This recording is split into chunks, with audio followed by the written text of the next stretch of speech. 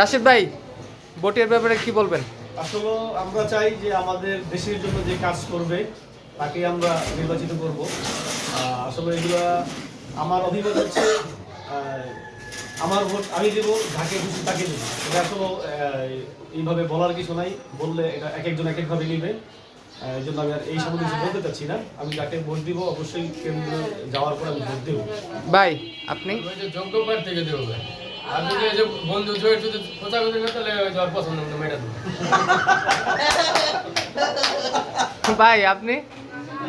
আমি পাশা উল্টে দিব এবার। খেলা জমছে না, খেলা পাশা উল্টে দিব। জহির ভাই? আরে আমি তো ভোট ধর খেতে নাই, সুতরাং আগাছে ভোট দেওয়া যাবে না। আর এই ছেলেপেলেগুলো সব বাগানের লোক, এদের ভোটগুলো সব ফুলেই হোক। হ্যাঁ ইনশাল্লাহ। আর এই যে ফরিদ, এটা মাদি, ও কোথায় ভোট দিবে এটা আমরা বুঝি, সুতরাং তার ভোট দরকার নাই আমাদের। একটা দুইটা ভোট এগুলো আমরা নেই না। এই তো হোক, খেলা সুন্দর হোক। এখন তো অন্য লেভেলে খেলা চলছে, আমরা দেখি মিঠু ভাই? খেলা হোক অন্য লেভেলে। ঠিক আছে।